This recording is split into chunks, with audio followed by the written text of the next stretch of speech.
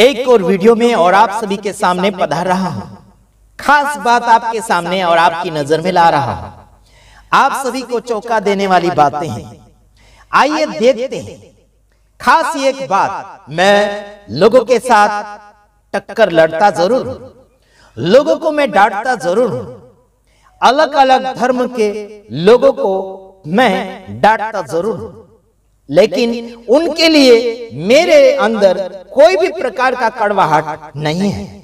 मेरे तमाम भाइयों बहनों, अलग अलग सेवक सेविका को मैं डांटता जरूर हूं, उनके खिलाफ में बहुत से ऐसे वचन निकालता जरूर हूं, लेकिन उनके लिए अपने अंदर, मेरे अंदर एक भी नग भर का भी क्या बोलना चाहिए कि नफरत नहीं है, ईर्ष्या नहीं है, ये प्यार है।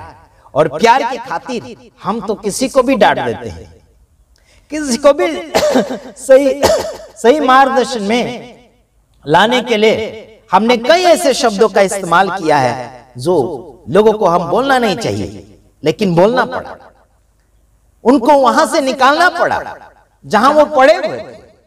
ऐसे शब्द बोलने पड़े कि वो वहां से निकल कर आ जाए, तो काफी लोग निकल कर आए। मैंने उनको डांटा, अनब सनब शब्द बोले, शुद्ध शब्द बोले, अशुद्ध शब्द भी बोले, है ना, लेकिन उन शब्दों के साथ वो पकड़ा कर बाहर आ गए। मेरे तमाम भाइयों बहनों, जो पवित्र व्यक्ति था वो पवित्र शब्द सुनकर आ गया, और जो पापी व्यक्ति था, जो बाइबल से चुका हुआ, जो बाहर जी रहे हैं, बाइबल से बाहर जीवन जी रहे हैं, वो व्यक्ति ऐसे कड़क शब्द मैंने बोले थे, है ना, अशुद्ध शब्द जैसे, या फिर क्या बोलना चाहिए कि जो लोगों को हम नहीं बोलना चाहिए, ऐसे शब्द दुश्मनों को बोले जाते हैं। ऐसे शब्द हमने इस्तेमाल किए थे बीते हुए दिनों में। तो ऐसे शब्द सुनकर भी काफी लोग सामने आ चुके थे। वो भी क्या करने के लिए? मेरे तमाम भाइयों बहनों, समझे कि अच्छे शब्द सुनकर लोग क्यों आएंगे, यहां पर परखना चाहिए, और बुरे शब्द सुनकर लोग क्यों आएंगे, यहां पर आपको परखना चाहिए। समझ रहे कि नहीं समझ रहे? हम जरूर लोगों को डांटते हैं, हम जरूर लोगों को उनका टारगेट, उनका फोटो लेकर हम डांटते हैं जरूर, लेकिन उनके लिए हमारे मन के अंदर एक भी कड़वाहट नहीं है, एक भी बुरा नहीं है।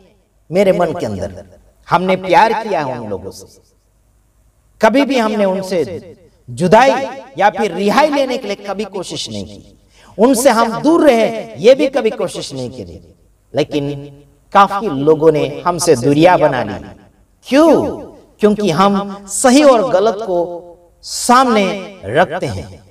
हम अधिकतर लोगों की गलतियां ढूंढते हैं, हम अधिकतर लोगों की अच्छाइयां ढूंढते हैं। इन दोनों को मद्देनजर रखते हुए हम नापतोल करते हैं, कौन सही है कौन गलत है, फिर उसके विषय में हम लोगों को सुनाते हैं। मेरे तमाम भाइयों बहनों, मेरे गुजरात के या फिर भारत देश के कहीं भी राज्य से मेरे वीडियो को आप फॉलो कर रहे हैं, प्रभु आप सबको आशीष करें। लेकिन इतना याद रखना, भले हमने आपको डांटा होगा, भले आपको हमने कई बार डराने के लिए बातचीत करी होगी, धमकाने के लिए बातचीत करी होगी, लेकिन मैं आपको अपना समझकर डांटता हूं, धमकाता हूं। धमकाने का मतलब चेतावनी मतलब सावधानी बना लीजिए। धमकी मतलब मारने तोड़ने की, मिटाने की बात नहीं करता हूं मैं आपको ये सब अगर चेतावनी देता हूं, धमकी को दूसरे शब्द में चेतावनी कहा जाता है। चेतावनी मतलब सावधान किया जाता है कि आप सावधान हो जाइए, नहीं तो आगे जाके आपको खतरा हो सकता है।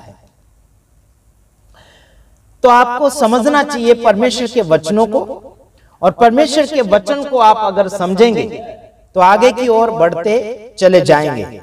परमेश्वर का वचन आपको बहुत आशीष देगा। परमेश्वर के नाम का धन्यवाद करते हैं कि उसने आपको और मुझे जीवित और जीवितों की पृथ्वी पर रखा। उसका धन्यवाद करते हैं। अलग अलग जाति और लोगों से हमें परमेश्वर मुलाकात करवाते हैं, यूट्यूब चैनल के द्वारा, फोन के द्वारा बहुत ही लोगों तक संदेश पहुंच रहा है। परमेश्वर का धन्यवाद करते हैं। और परमेश्वर जीवता है और उसी परमेश्वर की जीवित बातों को हम लोगों तक पहुंचाने के लिए कोशिश करते हैं। और इस कोशिश में आप सभी का सहयोग और आप सभी का हाथ हमारे साथ अगर बना रहे तो हम खुश नसीब वाले समझेंगे। और साथ ही साथ आपकी दुआएं और आपकी मदद और उत्साहित की भावनाएं हम सभी के साथ अगर जुड़ी रहे तो परमेश्वर का धन्यवाद और आप सभी का भी हम शुक्रिया अदा करते हैं। हम आपके दुश्मन नहीं बल्कि आपके हम सहयोगी है, आपके हम मददगार है, सहयोग करता है। आत्मिक जीवन में, शारीरिक जीवन में आप सभी को सही मार्गदर्शन देने के लिए हम कोशिश करते हैं। परमेश्वर का शुक्रिया अदा करते हैं कि आज आप और मुझे YouTube चैनल के द्वारा मिला रहा है। देश विदेश में हमारे फॉलोअर्स, हमारे मित्रगण, हमारे भाई बहन पाए जाने वाले हैं और है भी। और इंडिया से विदेश में लोग जाने की तैयारी कर रहे हैं। हम उन सभी का यात्रा शुभकामना हो जाए, अच्छा हो जाए, उनकी यात्रा सफल हो जाए, उनका कर्म और उनकी नौकरियां उनके जीवन के द्वारा अच्छी बनी रहे। मैं यही चाहता हूं सबका भविष्य उज्जवल हो। कोई क्या बोलना चाहिए, कोई निराश है, दुखी है मत होइए मेरे तमाम भाइयों बहनों। सहयोग परमेश्वर आपका करेगा और आप एक दूसरे का सहयोग बने रहे। आपका कर्म आपके जीवन के द्वारा, आपके शरीर के द्वारा, आपके मन के द्वारा आप प्रकट करते चले जाइएगा।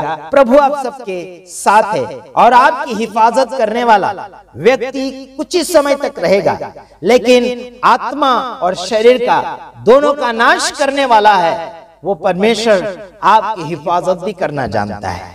दुनिया के लोगों से डरने की आवश्यकता नहीं मेरे तमाम भाइयों बहनों। जो डरता है वो मरता है। प्रेम के अंदर कभी डर नहीं होता मेरे भाइयों बहनों। जो प्रेम करता है वो भय को दूर कर देता है। जो डरता नहीं है, हालेलुया, जो डरता है वो मरता जरूर है। आज संसार में सबसे ज्यादा इंसान के जीवन में डर की आत्मा छाई हुई है। कौन सी आत्मा छाई हुई है? डर की आत्मा छाई हुई है। और इंसान डर के कारण भलाई नहीं कर पा रहा, डर के कारण आगे नहीं बढ़ पा रहा, डर के कारण इंसान कुछ भी सक्सेसफुलता नहीं अपने जीवन में हासिल कर पा रहा है। मेरे तमाम भाइयों बहनों, आपको नजर आता है कि परमेश्वर का वचन आप और मुझे क्या बनाना चाहता है। हालेलुया। परमेश्वर की जिंदगी आपकी और मेरे जिंदगी के द्वारा होता चला जाना चाहिए, लेकिन आज लोग डरते चले जा रहे हैं। क्या करते चले जा रहे हैं?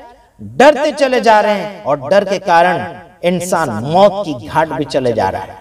इंसान जब आगे की ओर बढ़ता है, इंसान जब आगे की ओर बढ़ता है तो वो मुक्ति पाता है, शांति पाता है, सुकून पाता है और आगे बढ़ता चला जाता है। वो इंसान हमेशा सक्सेसफुल वही होता चला जाएगा जो परमेश्वर के वचनों के साथ आगे की ओर बढ़ता चला जाएगा। हालेलुया। समझ में आ रहा है कि नहीं आ रहा आपको? पहला पत्र जैसे कि आप और मैं देखते हैं 5 का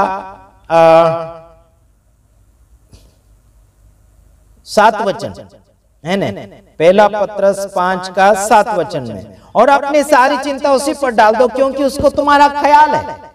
सीधा यहाँ पर बात आती है कि सारी चिंता उसके ऊपर डालना है और उसको अपना ख्याल है। मेरे तमाम भाइयों बहनों, जो इंसान डरता है वो इंसान कुछ नहीं कर पाएगा। अपने घर का चूहा भी नहीं मार पाएगा, अपने घर के मच्छर भी नहीं मार पाएगा, मच्छरदानी भी नहीं खरीद पाएगा।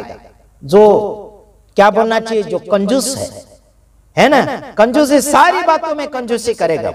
आत्मा को भी नहीं मजबूत कर पाएगा, ना ही कलीसिया को मजबूत कर पाएगा, ना ही खुद का भलाई कर पाएगा, ना ही दूसरे का भलाई कर पाएगा, ना ही खुद बचेगा और ना ही दूसरों को बचाएगा।